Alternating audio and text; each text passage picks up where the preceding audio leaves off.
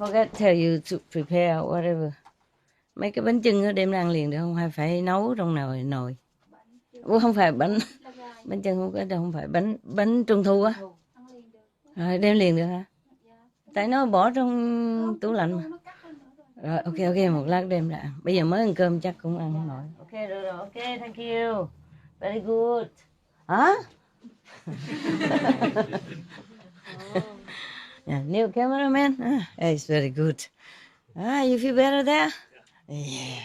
You want one chair on the corner? You tough guy, yeah? Okay then. Okay, my God, look at all these people think I'm eating all this. Yeah. Do we still have some? Huh? Yesterday, you didn't tell me we have more Indonesian sweet cakes, sweet stuff.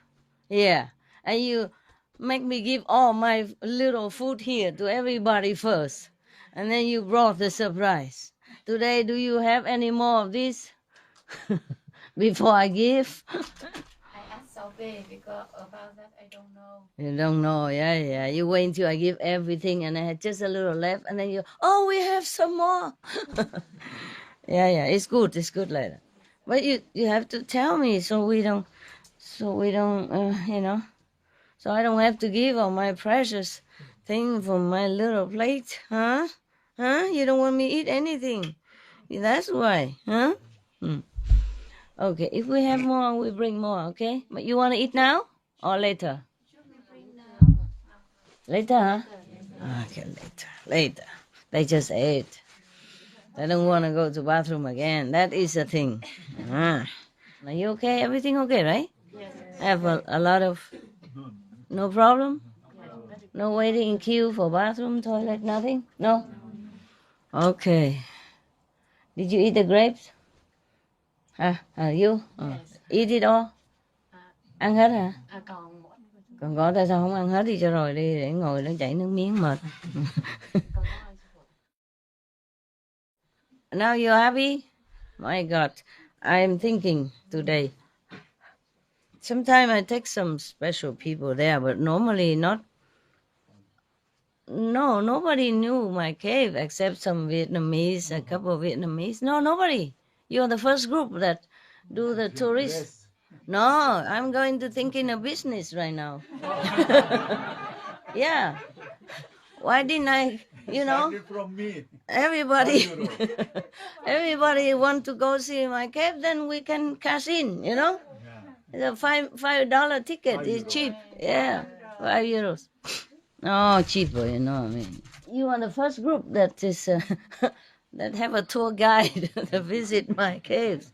Yeah, the rest are just some, several Vietnamese.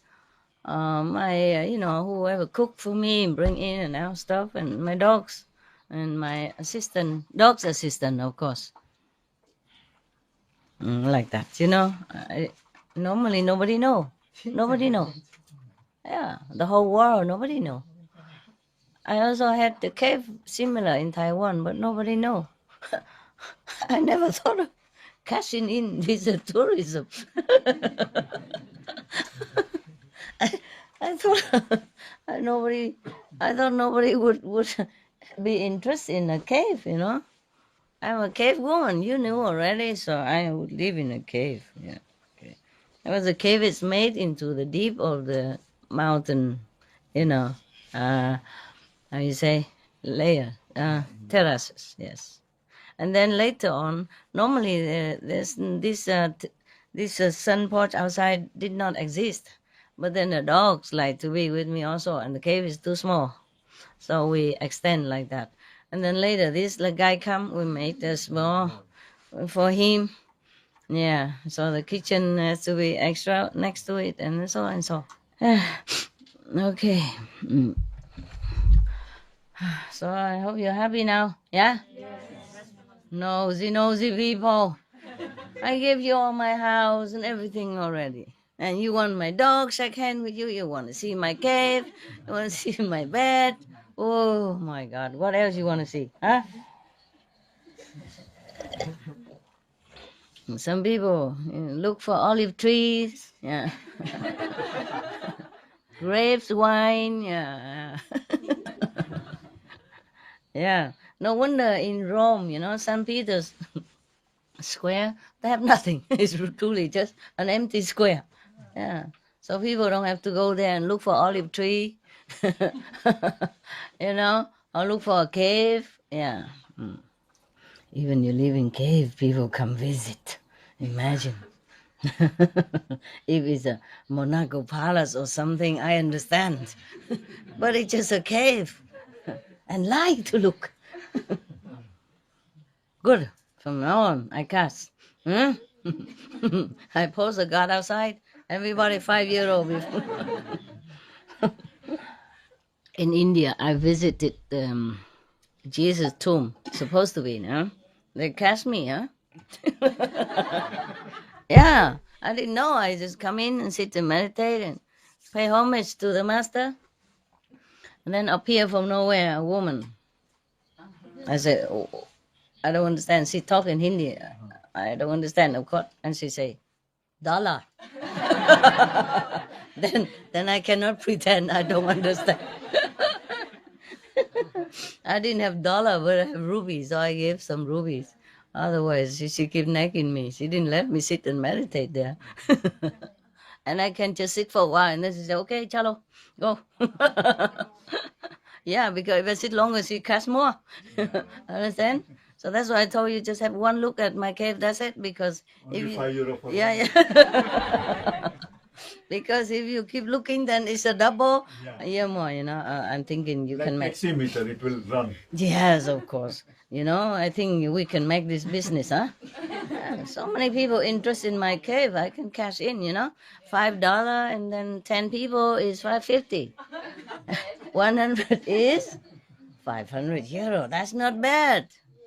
Imagine how many disciples I have. Imagine how much I cash in. No? I have nothing. I no need to do any business anymore. I just sit there with a basket. Put it in there.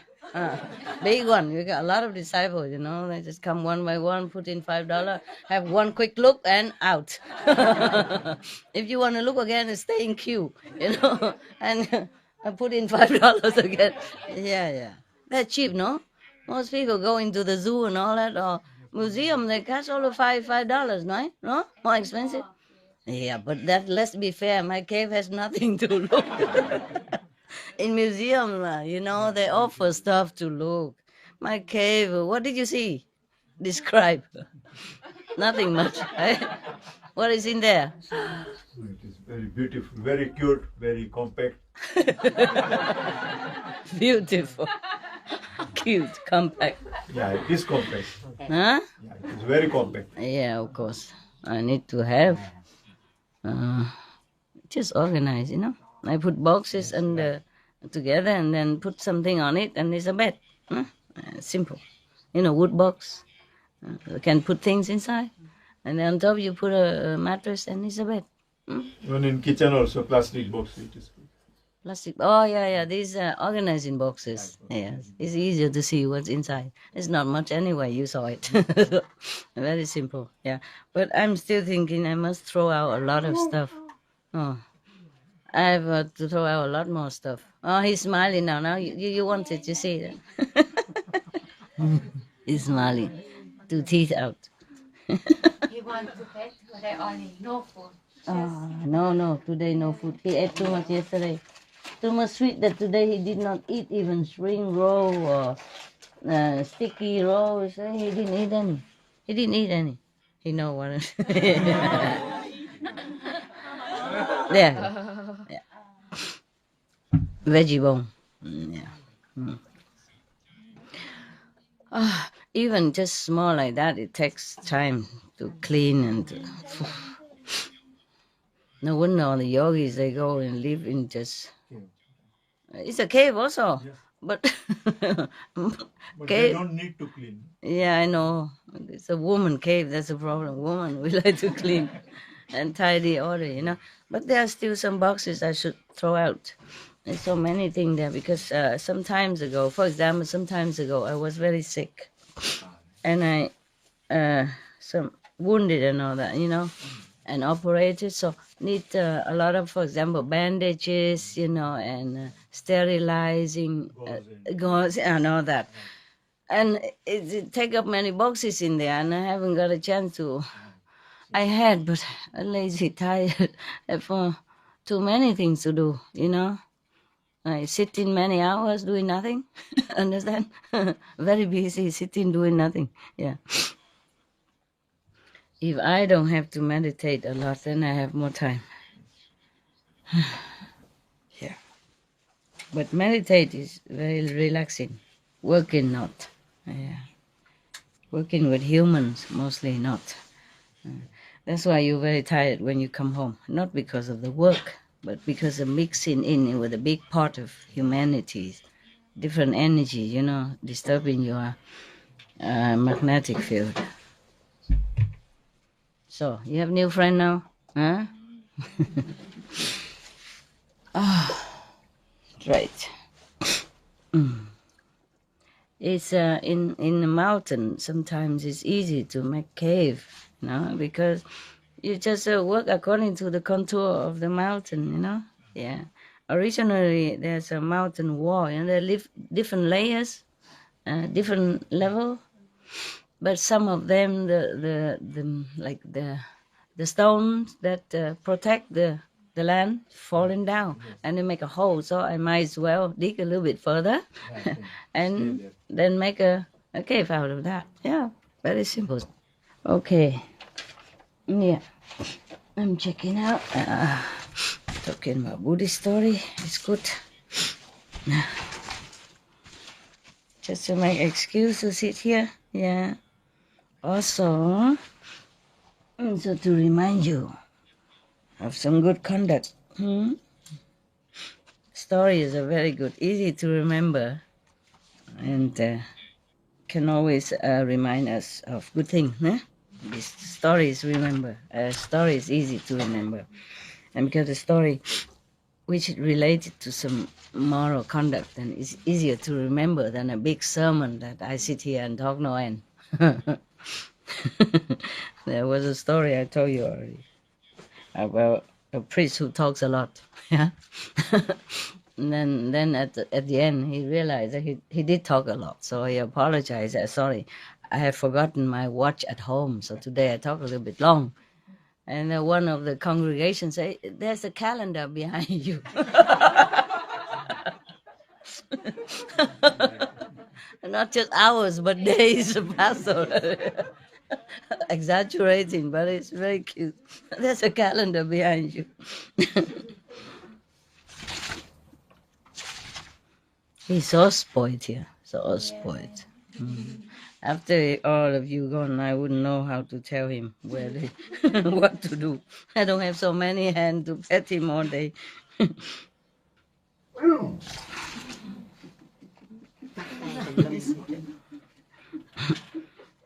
You want water or something? Room service? Water, right?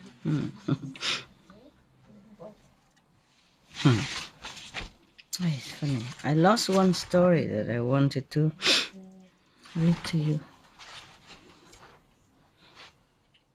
Yeah, he wanted water, that's all. Good, huh? Eat and drink, that's your job, huh?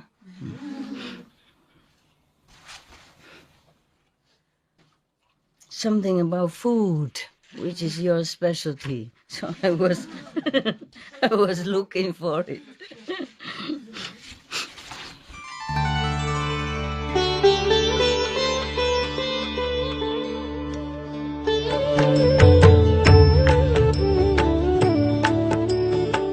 According to Buddhism and the believer and the tradition, when you read sutra and all that, you have to put on incense, flower, you know, and bow to the sutra first and thank all the Buddhas and Bodhisattvas in 10 directions, all respectfully, before you read it, okay?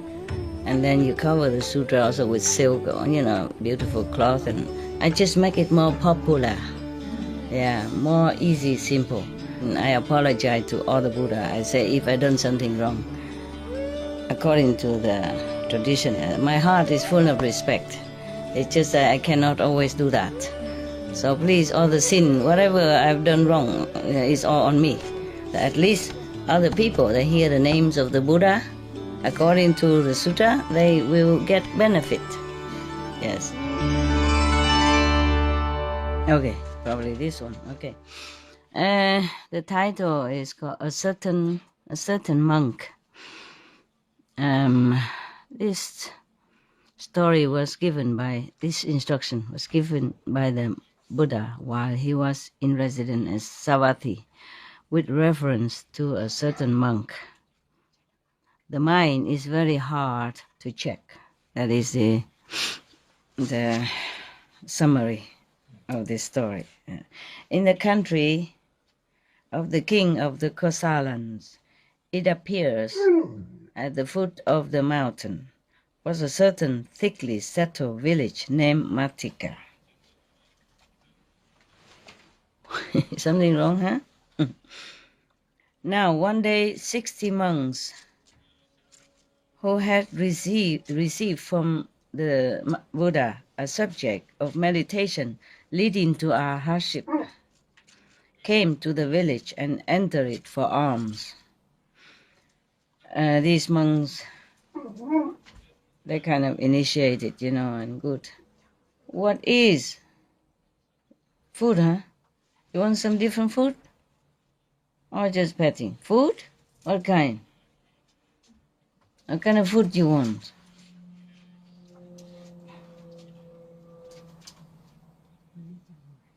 What? What kind of food? Not now, okay? No more noise, all right? Go lay down somewhere. And quiet. Last warning, okay? So these monks, they are not just any monk who like a novice monks, but they have been like initiated by the Buddha already. Yeah, into the method that you could reach arahatship, mean high level. Okay, and then become Buddha. Yeah. So they went into a village called Matika to beg for alms, for food. Yeah, 60 of them. Yeah. Now, the headman of this village was a man named Matika. Oh, the village also Matika. The headman, the village chief also named Matika. When Matika's mother saw the monks, she provided them with seeds, served them with rice porridge, flavored with all manner of choice flavors, and asked them, "Reverend sirs, where do you desire to go?" She asked the monks. "To some pleasant place, great lay disciple," they answer. They call them, you know, great lay disciple. Yeah, the monk called them mother of the head village, great lay disciple. Knowing that the monks were seeking a place of residence for the season of the rains, she prostrated herself at their feet and said to them, "If the noble monks will reside here during these 3 months, I will take upon myself the 3 refuges and the 5 precepts, and will perform Uposatha day upon myself. Perform Uposatha day practices." So she did not even take refuge in the 3 sangha, the 3 treasures yet. She just a normal person, and even then she was so polite, so humble. She prostrated in front of them and asked them if they would consent to stay so that she can make offering for 3 months. Because rainy season, the monks who doesn't have a lot of clothes and all that, it's very inconvenient for them to keep going out begging. Therefore, the Buddha allowed that if they have a residence, they can stay within 3 months inside. If somebody make offering for them, then they don't have to go out every day. Monks have only maybe a couple of robes, you know, and a bowl. They don't They don't have a lot of clothes so that they can get wet and go home and change like we do. Yeah. And the woman even promised that if they stay, she would become a disciple even. Yeah. Even though the monks already call her lay disciple, but she was not. Therefore, she promised if they stay, not only she will offer to them, but she will become disciples.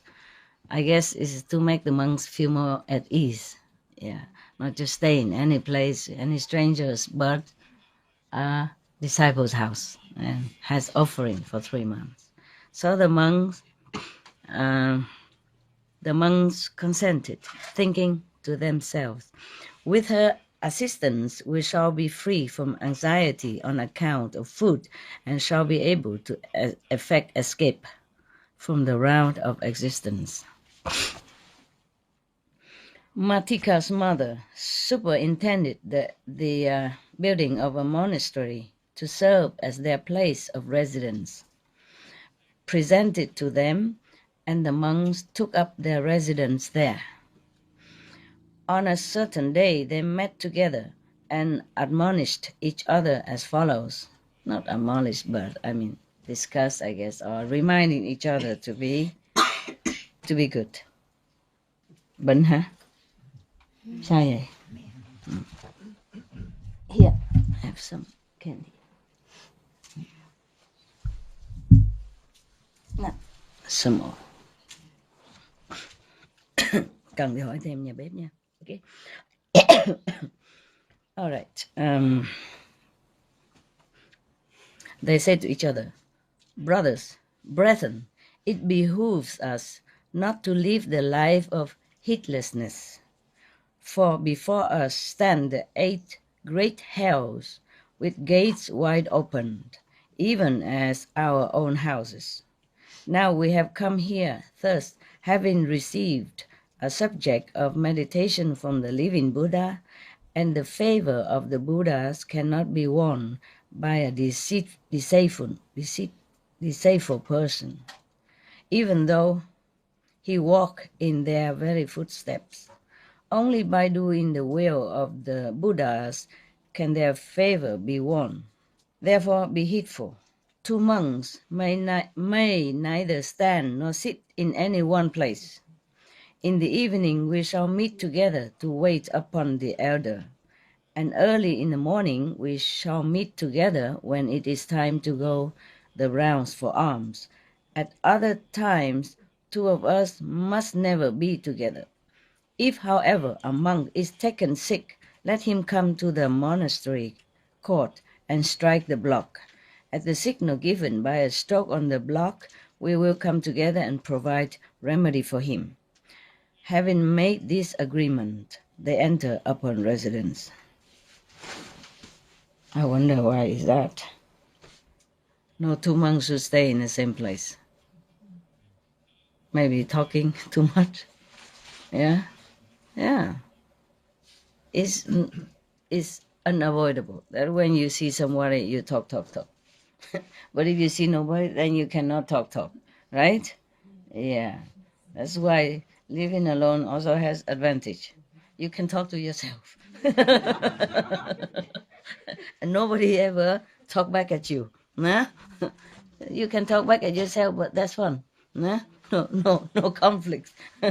No problem. Yeah, because they don't want. Hey, you had everything, and there's some food outside if you want to eat. A lot of food that you did not eat. You go out eat, okay? I love you. Don't be troublemaker. Go. Love you, but go. Okay. I love you later, more. Okay. I'm busy now. Busy. So they kind of reminding each other to be more attentive to spiritual practice and not making excuses to live such a comfortable body life. Nah? That's why they say no 2 monks should stay together in one place. And even if you're sick, You know, you just strike a gong and then we bring medicine to you, but not like attending together day and night or that. I guess just to avoid the habit of relying on company. See what you've done? Huh? Huh? Huh? See that? I give you something later, even this one later. But this is salty, cannot. Go, go, go, go. So that's they agree to do this thing together. Yeah, that's good. All right. So before they went into the residency, they make it clear like that we should not go there to be heedless, to be unattentive to meditation and spiritual practice, since they have already received the instruction from the Buddha how to, in which way to reach Arahat. So they have to be more attentive on that. They say we're lucky, you know, we have a teacher to teach us already how, and now we have even a lay person to provide us everything. So we should not, Lee, huh?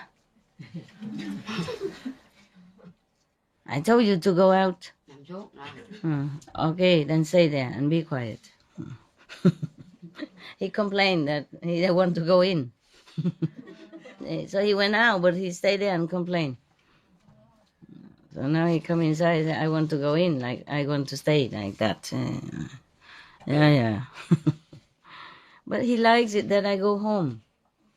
Sometimes I stay long, he keep coming around and say, go home, go home. You want us to take rest? Yeah, protection.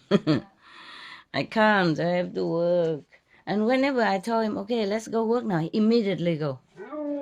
Yeah, that's right. Yeah. Go working. But if I tell him to go somewhere where sometimes he doesn't. But if you go working here, immediately. Even he was sleeping. Yeah, that's right. Yeah. Work. Yeah? You want to work, right? You funny dog. Okay, that is just your clown of the class. Huh?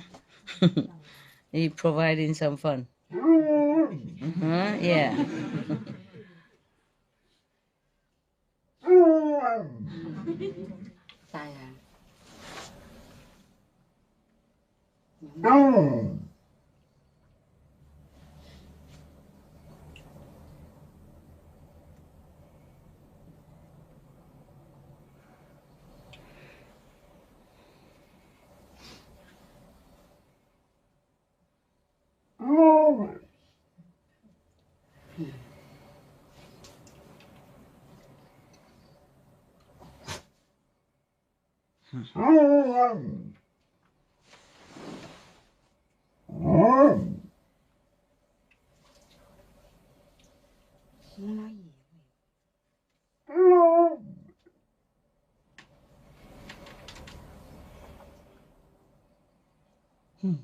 Why?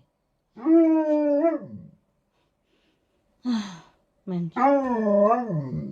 I'm busy, okay?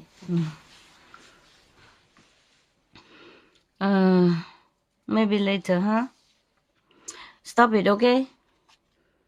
I cannot tell you what he say.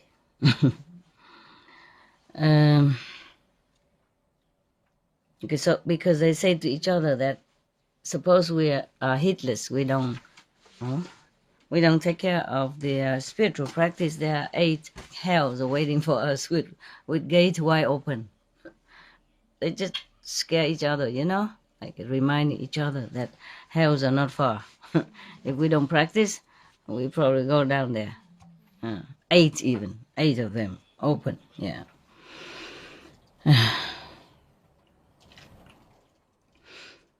Okay, so now one day, while the monks were in residence, that female disciple took ghee, molasses, and other kinds of medicine, and in the evening, accompanied by a retinue of bondsmen and servants, went to the monastery. Seeing no monks, she asked some men, "Where have the noble monks gone?" So they say, "My lady, they must be sitting in their own respective night quarters and day quarters." She asked, "What must I do in order to see them?"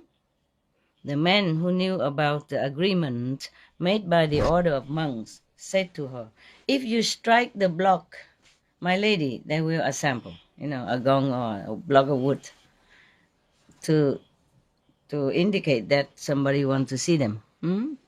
Okay. If you need to see somebody, even a monk or outside people, that's their agreement. So she struck the block, maybe a block of wood or a bell or something. When the monks heard the sound of the block, they thought to themselves, somebody must have been sick, because they agree like that. If somebody's sick, then, because they sit separately, they don't know who is sick, who not. So if one of them sick, they should strike the block to let the other know and come to help them or bring medicine or tend to them for a while, because they all sit separately. They don't want to sit and be together, as if not to obstruct or distract each other from spiritual concentration. Understand now? Yeah. It's true, huh? At home, if we're alone, it's better. We can think quicker. We can think more concentratedly. But if somebody else, maybe we don't want to talk, but the other person wants to talk. And then you also, respond. And then one thing leads to another, and 1-2 hours gone by. Yeah? And if you don't pick up the phone, then you don't waste too much time. If you pick to talk to somebody, then they tell a lot of things, and then you cannot just ignore it, even if you want to. And then you become also engaged in their story, and then one thing leads to another, and then you don't have, you waste some time. You don't even remember how long, right? Yeah. Any of you like to live alone, or most you do? Both of you? And so whom do you live with now? Husband? Alone? Oh, no, husband. And you? I was living with an initiated, but now I live alone with my animals. With your what? I was living with an initiated, but now I live alone with my animals. 1 dog and 3 cats. With your animals. Okay, well, that's better. But 3 cats, 1 dog is also a lot of work, huh? The cat also a lot of work. Yeah. Yeah. And then, anybody else live alone? No? Yeah. They all live together? You all live with husband and wife, right? Yeah. You live alone? No? Alone? Oh, okay. 3 lucky people? Yeah. After you live alone for some time, you will find it's a blessing. But if you never lived alone, you will not know that. In the beginning, maybe you miss company. I don't know. I never did, but maybe you do, because you're so used to it, living with somebody all the time. Living alone is a blessing. Yes, truly blessing. You do what you want anytime, and you don't have to explain to anybody. You don't have to ask anybody permission to do this and that and other.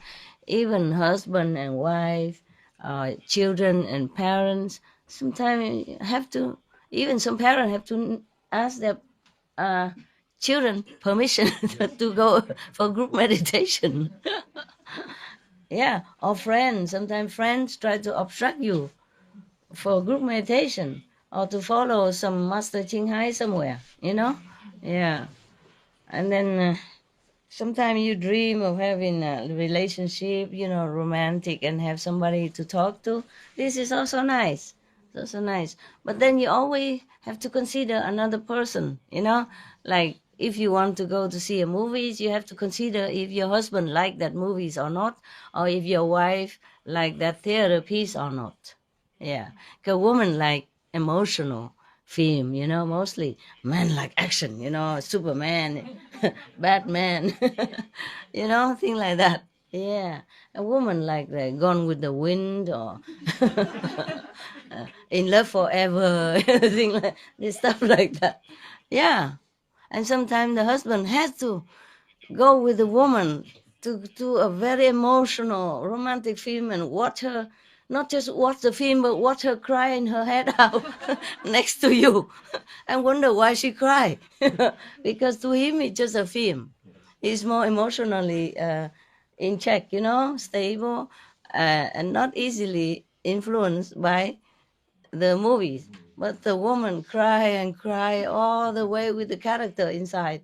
And the husband sitting there, keep giving handkerchief and could not even watch a film. I have to comfort the wife, hold hand and stuff. Or if the women are forced to go to watch football with men, then and she just sit there, frustrated and feeling restless. Don't understand why the man just, fighting for one ball. And don't understand why her husband even want to watch the people who are fighting for one ball. Yeah. And this is also, even though the husband don't complain or don't say anything about the movies, the emotional, tears-wrenching movies, but he feel, my God, why do I have to watch this? I could have stayed home, watch this football match, or doing something else. Yeah, but because of his wife, because he loves her, he wants to make her happy, so he went with her, and feeling it's a waste of time. Likewise, the husband go to watch football and she just sit there feeling bored. You know what I mean? Yeah. I like football. I watch it sometimes, especially World Cup. World Cup. Like some more international cup. Yeah. And then I watch it sometimes. I feel very fun, exciting. Oh, that guy, home run and kick in. There was really very good training to do that. You have to run very fast and catch the ball. The ball also running fast, and you have to run fast, and you have to outrun the other guy, and it's really exciting. And sometimes we thought having a husband and wife easy to deal with the world, but sometimes not. You lost something. You gain something. You gain a company, love, friendship, reliability, together, and until old age, you might have somebody to hold hand, drink coffee with after you retired. But sometimes you have to pay in a different way. No, you gain some, you lose some. You lost some of your freedom. Yeah, even you earn money, you have to ask your husband, "Can I spend on this?" Yeah, it's not. Why are you laughing? It's true. Oh yeah, the woman confirmed that. Yeah. Why did you have to do that? He said, "It's my money. I spend what I want." But how come he can wing his way into control you even that much? Huh? Yeah? Respect. Okay. Respect. But he let you spend or not? That is the thing. Okay, then it's not bad. That's not bad. Then you respect him. You say that. But you spend anyway, whether he say yes or no, right? He always say yes. Oh, then it's good. Then it's good. Good husband. Good husband. But you don't spend a lot, okay? Yeah, you just live simple. Save money for rainy days. Yeah, for the children. For when you get older, you can't work. You never know. Yeah, you could even stop working tomorrow, and even you're still young for some reason. So, I think after you get initiation from me, you become more frugal, right? Yeah. You think twice before you spend something. No? Oh, because you do that. I thought you said no. I forgot. That's Indian way of saying yes. I forgot. Yeah, I forgot. And sometimes the husband also. He's the one who earn money and bring home. But his wife control all the thing. All money. She control every money. And then it happened to many family I know, So when the husband went to work, the wife will give him maybe $5 for coffee. Only for the day, coffee. And if he wants something more, he has to ask her. As if all the money belonged to her. Yeah. And then in the name of family security and, saving for whatever reason, she always tell him, "No, that's enough for you." And then if he want a rise, from a $5 to $10, then there must be a good reason. Yeah. Huh? Yeah. Many men who came work in my house, sometimes repairing things, and they brought only one bottle of water with them. And not even mineral water. She cooked and she filled the water for him bottle. And then she make some sandwich for him in a box. That's all he had for lunch. And then he worked there, and then normally lunchtime take a break, you know. And I say, if you feel like to go out just to take a break or drink a coffee or something, I understand. It's okay. You can come a little late. Don't matter. And he said, no, I don't have any money to go for coffee. I said, what? Then how do you eat your lunch? Huh? He said, my wife gave me a bottle of water and a cup of sandwich. That's all I had. Water is all I had to drink. So I made a coffee for him, you know, and I gave him some cakes. And he was very appreciative, yeah. But of course, they have children, you know, and the wife is not working, yeah. And so she has to be very, very careful about what they spend, nah? But this is too much, too much.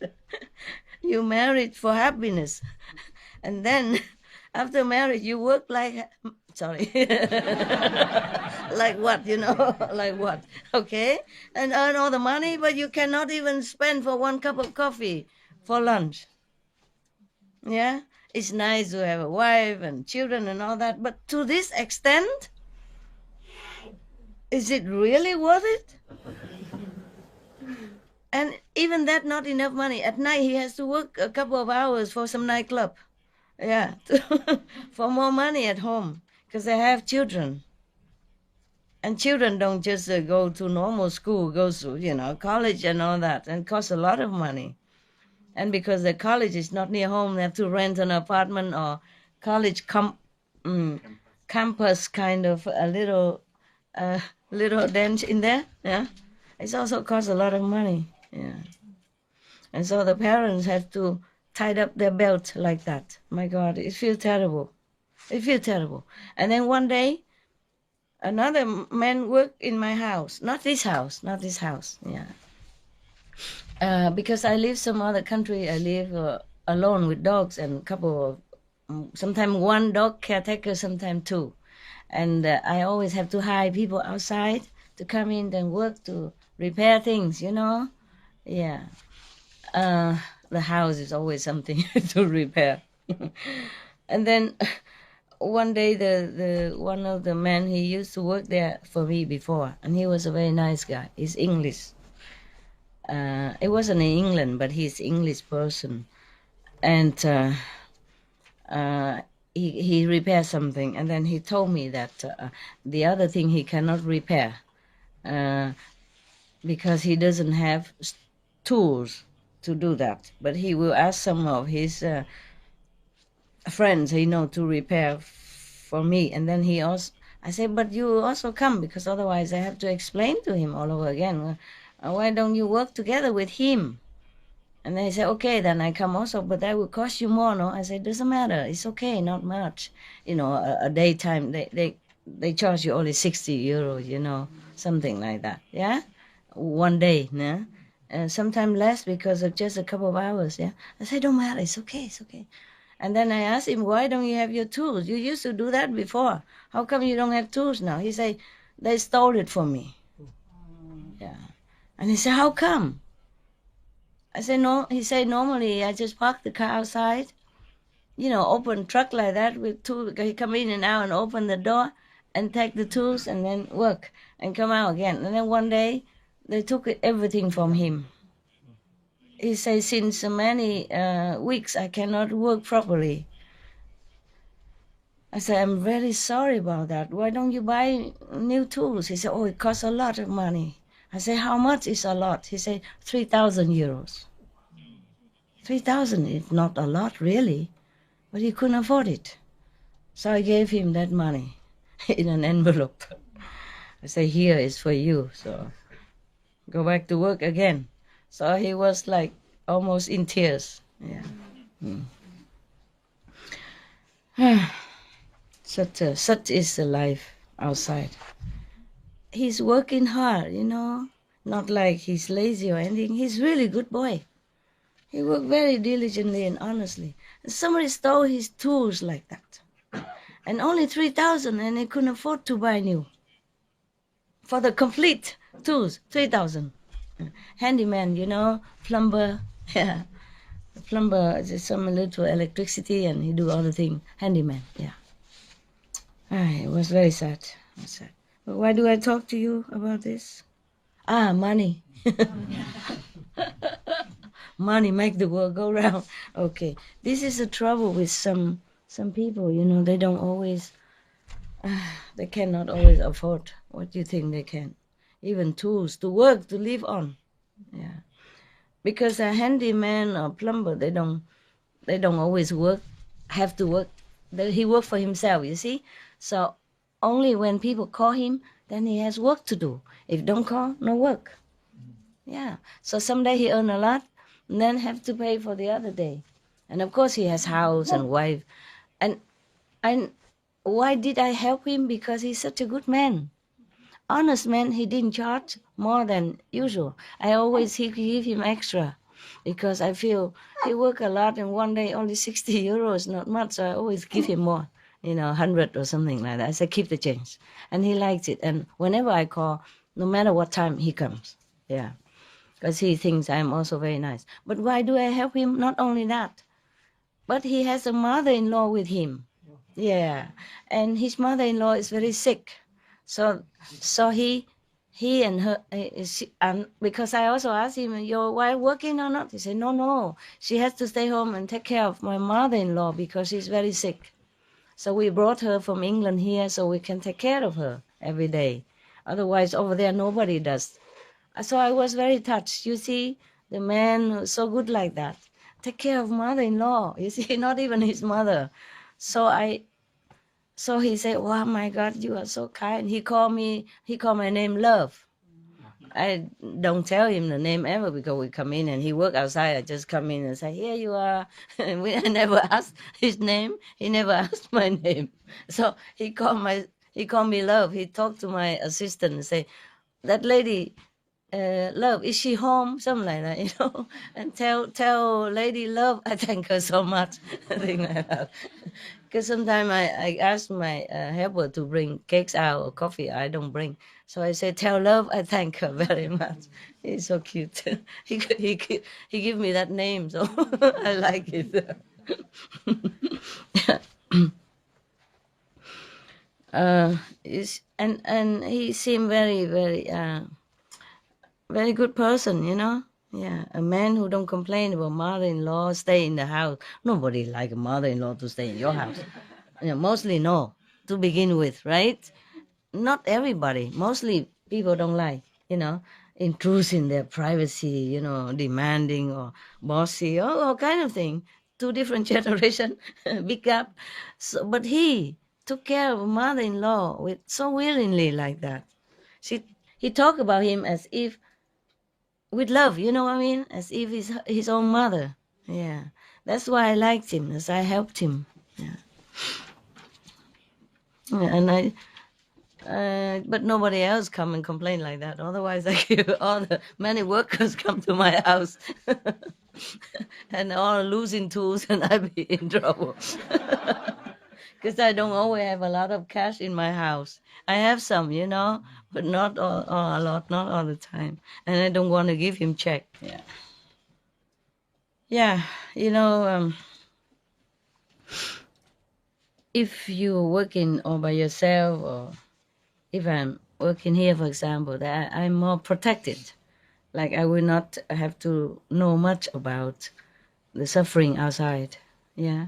But if I be alone, then I have to deal with all this myself also. It's in a way, I'm not meaning to complain. What I mean is that here I would not remember much about the suffering outside. And I don't contact. Yeah, of course, I instruct, some people here to give donation to which and which organization around us, around this area. Yeah. But I don't contact truly with this, so real life like that. But when I'm alone, I do know a lot more. So I gave more donation to different situation. Yeah. Okay, where were we? Money. Yeah. And then What? Ah, I forgot. Where were we? Where was that? Monks? Hey, stretch out, stretch out. Bỏ chân ra cho nó khỏe. Ngồi mất công. Okay? Stretch out. Stretch your legs. Ah, so you want me to talk the rest tomorrow? More comfortable? Huh? Every day half? Because not just a story, but I go all over the world. Interesting. What? It's more interesting. More interesting? Yeah. Okay. If you say so, yeah. Yes, truly, people outside, they work very hard for very little money. And he is not the only one like that, not the only one. There are some even worse, could not even work. You know. Imagine a man, like last time in Africa, one boy, he just needs like 30 pounds so that he can buy a little farm. And then he can plant his own crops and then, you know, with animal plowing the field and all that. 30 pounds only, English money. Then he can take care of his whole family, elder, you know, grandma and all that, and little children as well. 30 pounds. Then he can own a piece of land. He can build his house in some area like that in Africa. Yeah. I don't remember how much I gave, but I gave more than 30 pounds, of course. Yeah. And I'm sure that make him feel heaven. I'm sure I never met him. I would never have a chance to know him because I gave it through a newspaper who wrote about his story, about that story for him. Yeah. So I gave it through that newspaper. So I would never had a chance to even know who he was and what he looked like. But I imagine he was such a young boy, but he has ambition. He wants a land to build his little hut for his grandmother, ailing grandmother, and then he can plant vegetable, he can plant, you know, things to harvest, and then he can sell, and then he can make money and buy medicine for her and all that. So it was very touching. So even though I don't know him at all, and I never will, but I imagine when he received my money from so far away, at that time I was in England, he must have been overjoyed, you know, feel like heaven bless him, and that made me feel happy for many days. And now I talk about it, many years pass already, I still so happy because I know what it's like, yeah, when you have nothing at all and you can't take care of your grandma, and then you suddenly have such a big sum of money. For him it is big. Imagine how he feel, yeah, how I feel if my dream come true like that. Yeah, understand? It's enough for him to buy a lot more lands or save in the bank, and you know, for rainy days, a lot. I remember, I make sure that it lasts, not just a land, okay? In case after the land he has to buy more things, you know, you know, like seeds to plant, and then maybe a cow to plow the field, and maybe some tools, you know, and medicine for mother and grandmother. Maybe grandmother will feel more ill and must go hospital, and you know what? Everything extra, huh? Yeah, I was so happy. My God. Because such a small money and make the whole family alive, understand? You don't know, in some country, the money that you spend in your coffee shop, just one time, could let them live for 1 month in some country, you know? So we are very lucky people. We should never complain. Yeah. With every kind of money you earn here in the West, you can always live comfortably. You don't have to live luxuriously, of course not, but comfortably. Yeah. Not like the boy there, and not like the old man that I wrote in the poem, and not like the what was that then? Oh, the man without tools. My God. Because he spent all the money on his mother-in-law. That's why he couldn't buy new tools. He lost it many weeks already. He couldn't buy. And without tools, he's like handicapped, you know. And he's English, but he doesn't live in England. He couldn't borrow anything. Yeah. Nobody around him to borrow. You understand? Hmm? Yeah. Just like I'm Vietnamese, but I live in Europe. I don't have any brother, sister around, family or relatives to fall back on. Nothing. Yeah, you are my family. But you're not always here. Yeah. You're not always here for me. Well, I don't want nothing from you anyway. I take care of myself. Yeah. So this is the thing with the world, huh? Yeah. This world make us really, really busy and worry, anxious, nervous, because you never know if you lose your money, lose your job, and then you lose your house, and then you end up where? Understand? That's why you always have to save money. You have to worry about work, and even after retirement, you have to take care of little retirement money that you have because it's not much for your children or when you're ill more than usual. Understand? It's always about money. It's trouble. It make you worry no end from the day you were born. No, it's too exaggerated, but no, maybe even inside the womb, your mother worry, you know. So yeah, well, they say like that. They say when the children are not born yet and in the womb of the mother, if you look at beautiful picture for girl, a handsome picture or saintly picture, then your child will be born influenced by that, by the look and by the mentality. And if you read, even your child is still in your womb, but you keep reading good, whatever you read good for him, then he will be influenced by that. Imagine. So he worry already about money since he's inside the womb. Because your worry is his worry. Yeah. He knows everything. He's a soul. Yeah. So I cannot say that he doesn't worry about money since before he was born even. So I did not really exaggerate, no? I say even better, I say, since the day you were born, but no, actually before you were born. I should. I'm telling you, terrible. So there are some people who don't dare to spend a lot of money, and that is understandable. Understandable. Yeah? Yeah. Especially when you have children, you have family, then you always have to think, save it for the children in case. You know, in case you die suddenly, somehow, then your children have something to rely on. Meanwhile, you know, etc. This is a condition of the world. It doesn't even your personality, it's not even your background. It's a condition of the world, make you worry like that. Yeah. But the wife don't spend too much money, okay? Husband also not. And then relax with each other a little bit. If it's understandable, do not control too much. Yeah? But your husband didn't control you, right? No, how much you make anyway? It's worth to control? No? It's very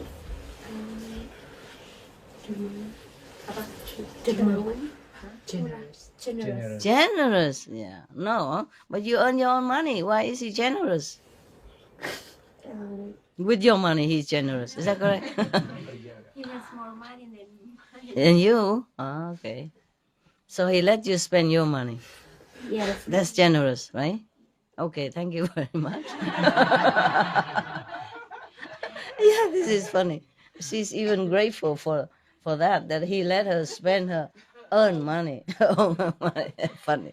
You funny. And saying even he's very generous. Oh, thank you. Okay, good. At least he don't control your money, huh? Yeah. And any man that's wife control money or not?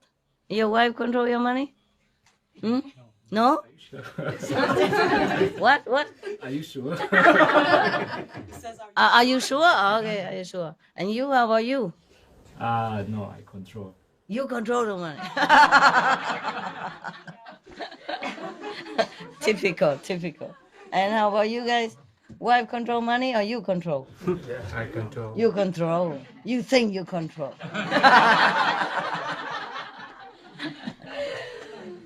Hả? Không là sao? Chưa có gia đình. Hả? Chưa có gia đình. Chứ có gia đình thì thôi khỏi đừng có. No, it's okay. Oh, that's why he doesn't know. My husband used to come and give me his pay every week, but after 5 years he realized it was a big mistake to give me the money. I don't understand. Because I'm not good with money. Oh, so he... The money is better, he keeps it. And use it for the family because he has more talent with money. I will buy presents for everybody. Of course, with his money, you easy. Okay, so now he controls, right? Well, I serve you right because you didn't. It's okay, it's good. Appreciate his earned money. The less I have, the less I spend. It's better. Yeah. Give me 5 years, I only use 5. If I have 100, I spend 50. Oh, okay. Okay, try to be more reasonable. Okay, yeah. Because your family has to come first. Yes, of course you can buy present to other people. That is very nice. But you have to consider your family's safety and future first. Because your children will grow up. And they will need, now maybe they need less, so you think, oh, you have a lot of money, no problem. But they grow up, they will go to school. Yeah, and then they will go to college. And then they will need a lot of other things. You have to raise them at least until 20-something years old. And you need a lot of saving in the bank account. Not just today, but just for future. Understand that? Okay, so if he controls, then it's good. In that case. In that case. Okay, it depends, huh? Depends. Not like controlling is not good. Yeah? Not like always the same case. Different cases, yeah. If you know that you are too much of a spending spree, then it's better he control it, huh? Your family come first, and then you can give, but accordingly, okay? Not spending all his hard-earned money. To work outside to earn money is very stressful. To work in any way is stressful. So the money you have to appreciate and save it. All right. You want to say something? There is a story on this also. About money also? You want to say something? Story. There is a story if you want. The what? There is a story on this also. Story. Oh, tell me. In India, we had one great Yeah, he has it. emperor, Akbar. Akbar was a great emperor in India. He had his one gestal known as Birbal. One day they were walking, so Akbar told it is man's world, Birbal, and Birbal did not agree with him. Birbal said, no, it is all women's world. What? Birbal told to Akbar, it is all women's world. This is a woman's world? Because the other one say this is a man's world. I understand. Okay. Then Akbar told, it is not true, let's have a meeting. So he called all the people of his country and told everybody who comes here should come with a proper thinking. So when everybody came, Akbar told people who is not slave of his wife should come to this side. Who is not slave for Of his his wife wife should come come on to right this side. side. Okay. And who is not should stand on this side. Who's not afraid of wife, not slave for stand on wife, this stand side. on left side. Okay. So everybody came on one side. On one side. Except one fellow who was very thin and weak fellow, very thin, weak fellow. Weak and thin. One he was stay on the standing other on that side. side. Yeah. Akbar said, okay, at least one fellow is brave. Brave. Not afraid of wife. So, Akbar asked this fellow, why have you stood here? Why you have not gone that side?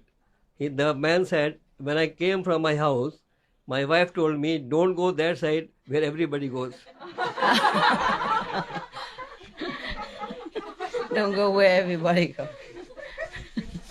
Don't understand? Yes? Good. Okay then. All right, good. So I go back to the Buddha or we continue with the... Is he that man? Is it that man? He's the one? Okay. Yeah, I have similar story, you know. And then the man say, my wife told me don't listen to stranger. And then similar story like, man, everybody afraid of a wife come together, you know, and then they want to select a chairman of the group who is not really afraid of a wife at all. Everybody afraid of their wife stay on the right side. Everybody who not afraid of their wife stand on the left. So everybody go to the right. Only one guy stand on the left. So they voted him chairman. Okay. And then they were just talking and, you know, relying on him because he's a tough guy and praise him and all that. And then suddenly other wives came. They were having a celebration, you know, ceremony to elect him as chairman. So they put on incense and all that in front of Buddha, and he knelt in front of the altar to swear to be loyal to the club and protect all the henchmen or the, you know, weak men, you know, under his protection. Okay, he was kneeling there, and they make him swear and all that. And in the middle of the ceremony, he was still kneeling there. And other wives came and said, what are you guys doing here? At home, there's nobody wash dishes. Clothes is dirty, house not clean, children not fed, and you're sitting here together doing what? And everybody run away. Except one man, is the man who's supposed to be chairman, is still kneeling there. So after all the wives left chasing all the men and they escape, and then after a while, all the wives left, they came back and saw the chairman still kneel there. I said, wow, this is a man that we really need to follow and, you know, the example. And then they came and looked at him, he dead, too frightened. Oh, Scared to death, frozen to death. The hero done, gone. He too scared, he could not even run away. Yeah, they could have asked him, you know, why he stand on the left side. They didn't ask. They thought, whoa, he's tough, you know, so desperate.